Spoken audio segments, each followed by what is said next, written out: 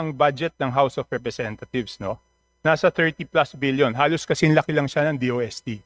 So bakit hindi po natin siya idaan sa pre-plenary hearings?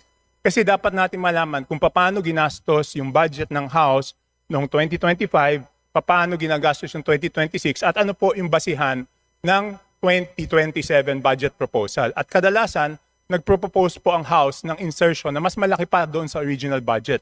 Just like 2026, no? 16 billion lang po ang NEP natin, pero ang total budget is 35 billion. So mas malaki pa. Tapos hindi man pre-present. Paano po kami magtatanong sa plenary kung hindi naman pre-present po sa budget briefing yung mga pinagkagastusan? So I would like to request, kung wala namang legal exemption o constitutional provisions that exempt the House of Representatives, we must go through exactly the same process as other departments.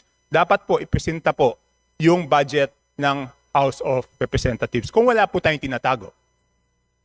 Definitely po, Kong Toby, definitely wala po tayong tinatago.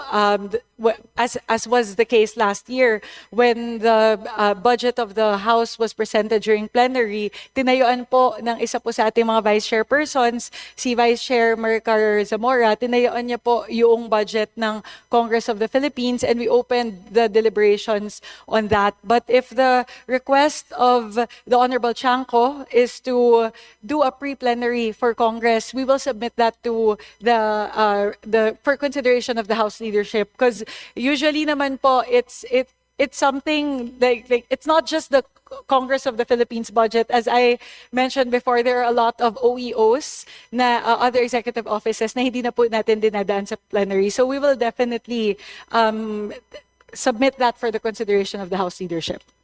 Madam Chairman, why do we have to submit it? This is about transparency. This is about the budget of the House.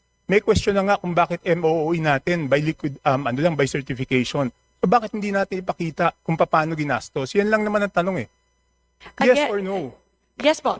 We are one with you, Representative Chanco, in Ma'am, you are one with pushing me, but you are just transparency. you're circling around the question. So I want to know, bakit ayaw natin i-pre-plenary yung budget ng House of Representatives? Kong Toby, just to be very clear, we are not saying no.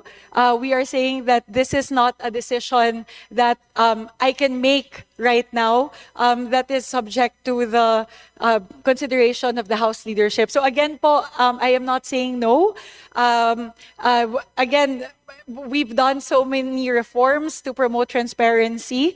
We've done the BARC, bukas na po lahat ng mga amyenda, pinapakita po natin line by line, not just in the House, in the level of the House of Representatives, but even at the level of the Bicameral Conference Committee, pinapakita na rin po natin lahat ng amendments. So again, if this is a push towards transparency, most definitely po, we will support this, but this is not a decision that we can make at the moment. This needs to be submitted for the consideration of the House leadership. Madam Chair, you're not saying no, but you're not saying yes also. Diba? I mean, ano bang problema? What is the problem? Why don't we ask the House leadership? Nandyan man si Speaker, nandyan man si Madjo. Ba't di lang natin tanongin? Again po, I am unable to say yes or no to that question because it is not my decision to make. I would have to, again, submit this for the deliberation of the House leadership. And we will rest assured po what the assurance that I can give. If it was within my jurisdiction, I would have been able to decide right here and now. But please give us some time to submit this for the decision and deliberation of the House leadership. But that is no assurance at all. 2025 ang NEP po natin 16 billion. Nag-insert po ng 17 billion ng House, naging 35 billion yung budget. 2026 ganun din. 17 billion ang NEP, 27 billion ang GAA. So ibig sabihin nag-insert ulit ng 10 billion. Tapos ayaw natin dumaan sa pre-plenary. So anong problema?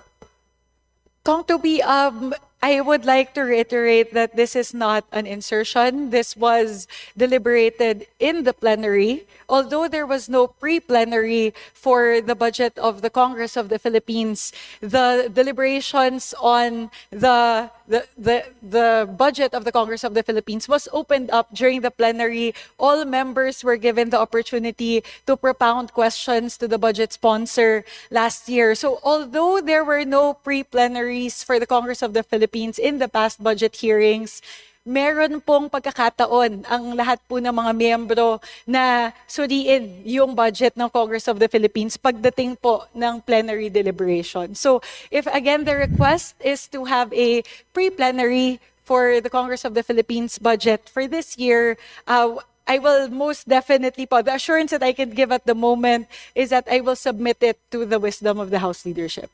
Kung ganun pala, pwede naman palang sa plenary lang magtanong, bakit pa natin sila pinadadaan sa pre-plenary? Tapos tayo, ayaw natin idaan yung sarili natin sa pre-plenary.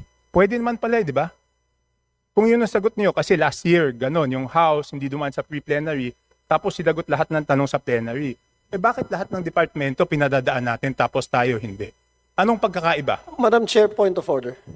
Go ahead, Par. Before I respond, yes, My good friend Representative Tony Toby Albano. Chanco is talking about our pre-plenary actions that we can take up amongst ourselves and not waste time with a lot of members who are ready to talk and debate issues regarding the DBCC.